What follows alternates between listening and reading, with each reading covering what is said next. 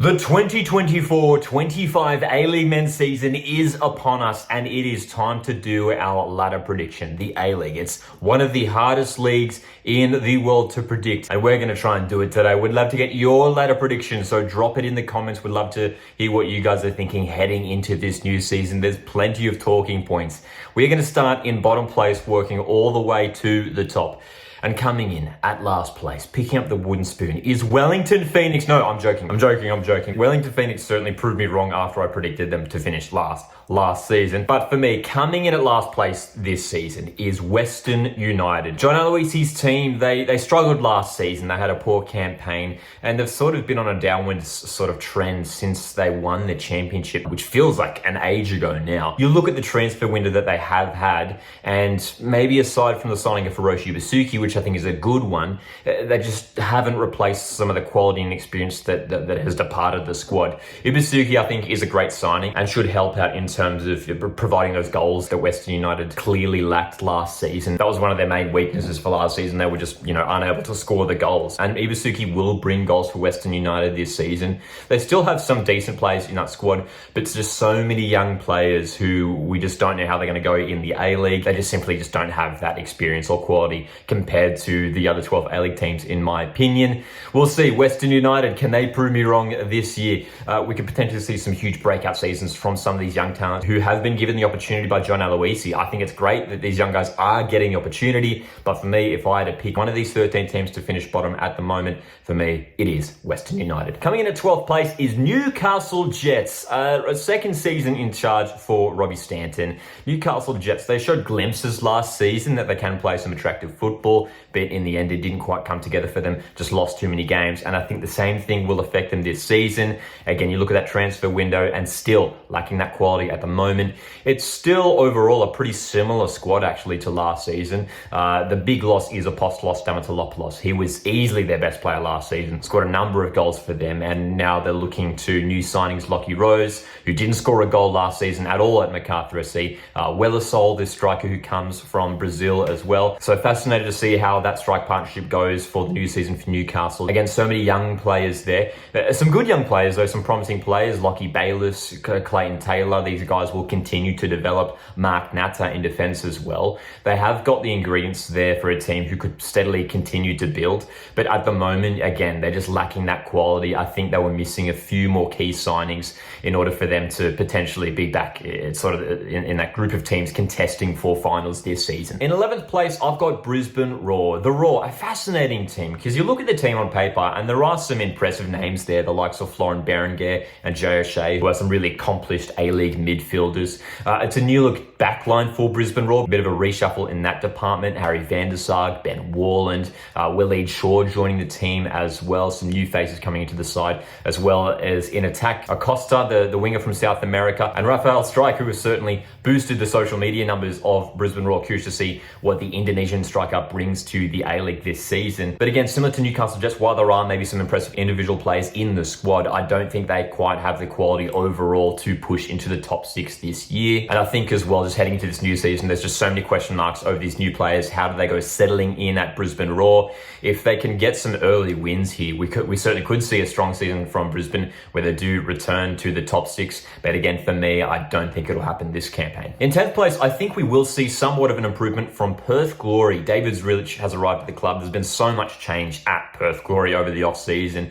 A bunch of new players arriving at the club. So many players departing, so many players arriving. And from what we saw in their few Australia Cup games, they did play some attractive football. That big 5-4 win against Melbourne City. And they've got some young stars who they've plucked out from rival clubs' academies. Curious to see how they go at Perth Glory this season. So there's potentially some young talent who could be set for a big season at Perth Glory this year. But again, with so much turnover, I think it's going to be a huge effort for David Zrilic to get this team, competing with some of the top class teams in this competition. But like I said, I think this will be a season of improvement for Perth Glory, where they start winning some more games.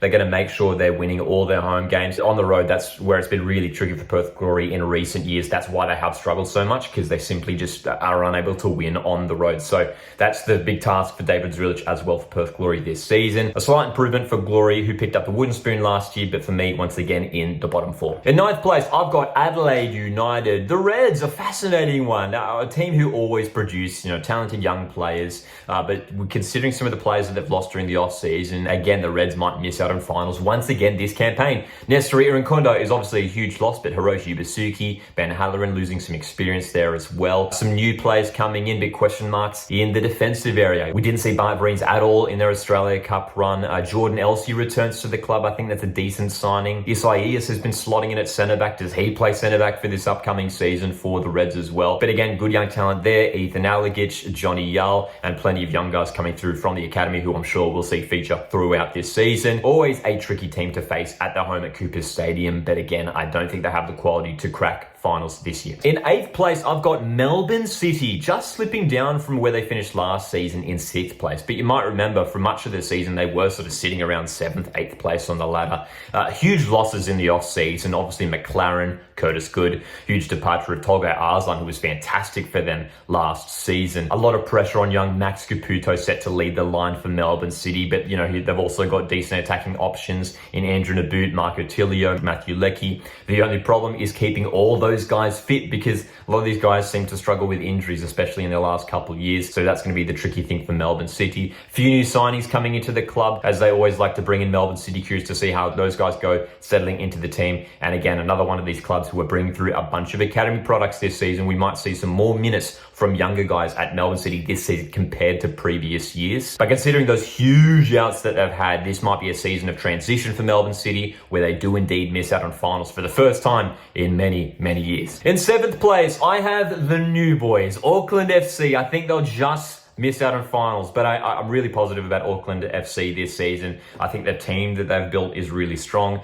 and there is absolutely a chance that they do play finals this season. They've got a good coach in Steve Corica, who is capable of, building a team who can win trophies. You look at some of the signings they've made. I mean, Alex Paulson in goals, huge signing, and will add plenty of spice to that New Zealand rivalry when they take on Wellington Phoenix in round 3. They've got Hiroki Sakai, Japanese international, great signing for the league. Jake Brimmer, former Johnny Warren medal winner, and plenty of New Zealand talent who they've brought to the club, which is great to see as well. A team capable of doing some damage to plenty of sides in the A-League this year. I think they'll come close. In 7th place, Auckland. It is time for the top 6 who would be playing finals for 2024-25. In 6th place, I have Western Sydney Wanderers. Alan Stajic, the new head coach at Western Sydney. So much pressure on this huge club who now have gone a decade since their last trophy, of course, being the Asian Champions League back in 2014. Can they have a successful season this time around? Obviously, their headlines for Western Sydney Wanderers is the signing of Juan Mata,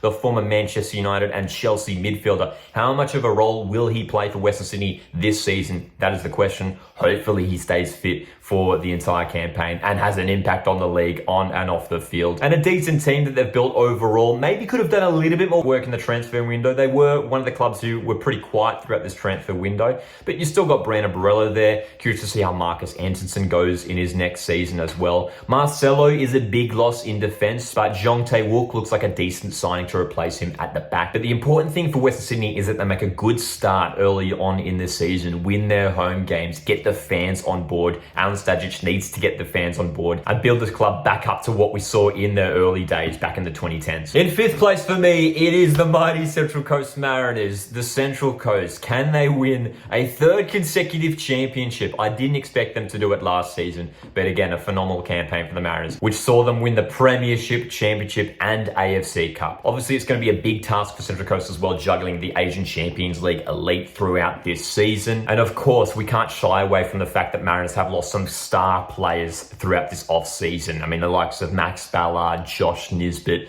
Danny Vukovic retiring as well. Fascinated to see how some of these new guys go settling in. Vitor Feijão, Alfie McCalmont have shown some promising signs already. Lucas Moragas is a solid option at left back, replacing Jacob Farrell as well. And they've still got a strong group of players there with the likes of Storm Rue, Brian Kaltak, Alu Kowal, Ryan Edmondson there for his 2nd season in the A-League as well. It's still a solid side that Mariners have, and in my opinion, I think are still capable of playing finals this season. Being realistic though, as a Mariners fan, not getting too carried away, I don't see us cracking the top 4 this year, unfortunately. I think if we slot into 5th place, that could be decent for the Mariners. When it comes to the elimination finals, finishing 4th and 3rd is very important because it means you get to host an elimination final. And in 4th place for me, I have Wellington Phoenix. The Phoenix, they were the surprise package for last season. Not many people predicted them to do so well. Had their best campaign ever. finishing second. And with Giancarlo Italiano leading the side once again this season, they will be strong once again. Despite those departures, look, Alex Paulson, Finn Sermon, Ben Old, Bojidar Krajev, Zavada, the list goes on. But I am pretty impressed with the signings that they have made to replace those guys, and I think we'll be strong once again this season.